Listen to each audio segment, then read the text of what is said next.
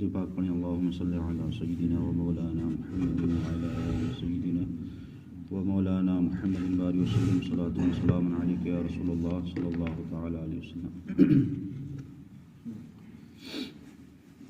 آج سے انشاءاللہ جو بیان ہوگا وہ اذان کے تعلق سے ہوگا۔ اب کل ہم نے جو بیان کیا تھا کہ اللہ تعالیٰ نے انسانوں پر 5 وقت کی نماز فرض کی تھی اور اس کے جو اوقات تھے فجر، ظہر، عصر، مغرب، عشاء۔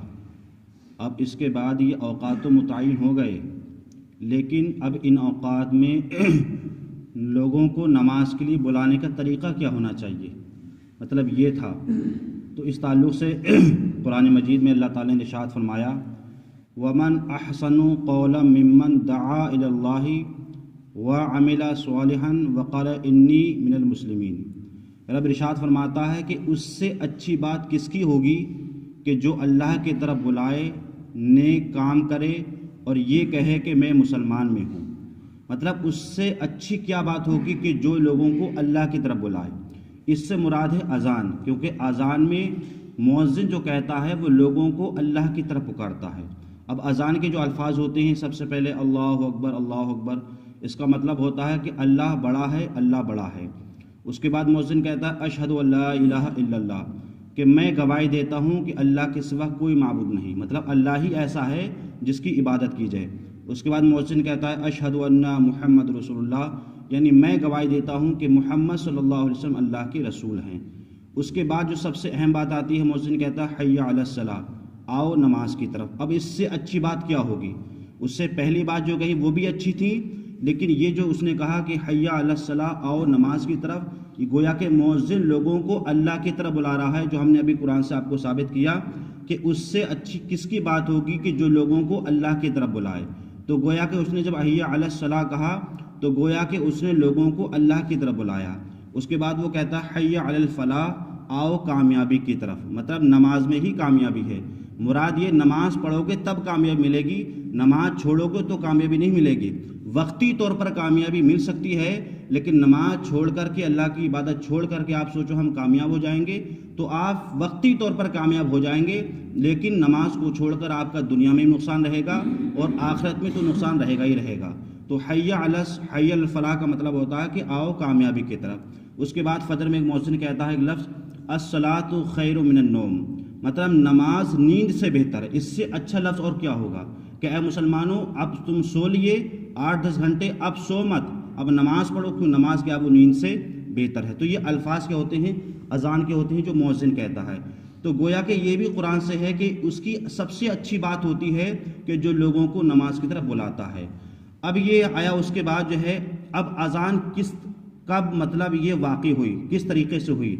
تو جب نماز جب فرض ہوئی تھی تو میرے آقا صلی اللہ علیہ وسلم نے صحابہ سے یہ مشورہ لیا تھا کہ نماز تو فرض ہو گئی لوگوں پر، اب لوگوں کو کس طریقے سے بلایا جائے، کیونکہ لوگ کوئی کام کر رہا ہے، کوئی کاروبار کر رہا ہے، کوئی تجارت کر رہا ہے، تو نماز کے وقت تو متعین ہو گئے، لیکن لوگوں کو نماز کے لیے بلایا کس طریقے سے جائے گا؟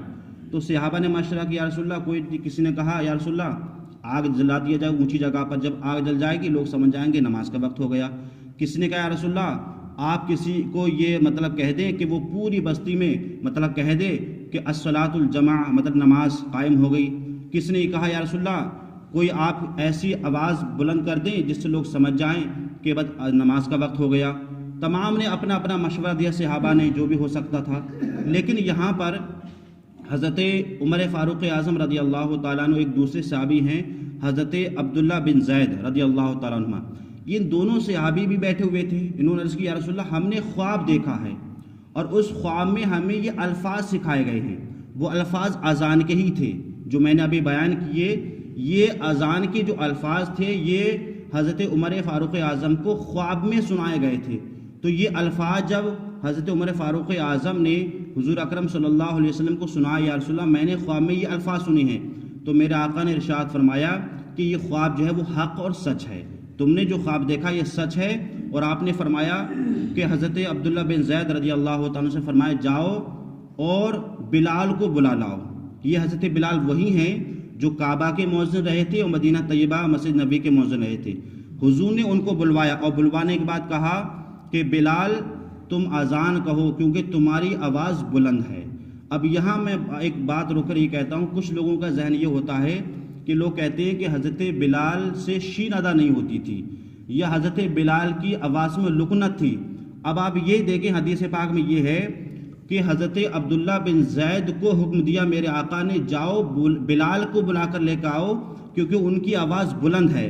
اب یہاں پر اگر حضرت بلال کی آواز بلند نہ ہوتی یا ان سے شین نہیں نکلتا یا ان کی آواز میں لکنت نہ ہوتی تو پھر میرے آقا بلال کو کیوں حکم دیتے؟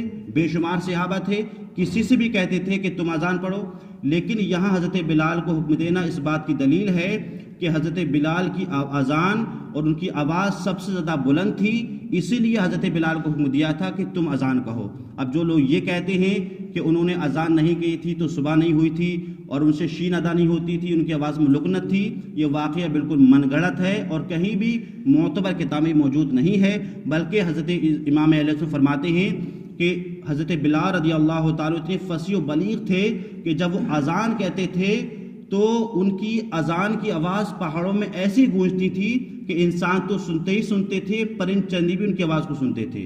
تو اس سے یہ ثابت ہوا کہ حضرت بلال کی آواز بہت بلند تھی۔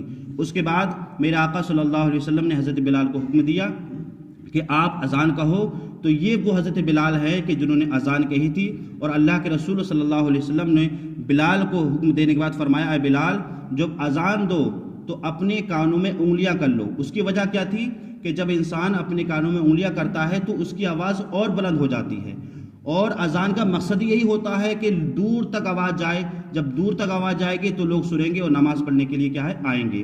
تو گویا کہ اس طریقے سے میرے آقا صلی اللہ علیہ وسلم نے حضرت بلال کو حکم دیا اور وہ مؤذن بنے، اور مؤذن کی بے شمار فضیلتیں حدیث میں انشاءاللہ وہ کل ہم بیان کریں گے۔ اللہ تعالی ہمیں اور تمام کو صحیح طریقے سے اذان کے وقت نمازوں کو ادا کرنے کی توفیق عطا فرمائے۔ اللہم صلی علی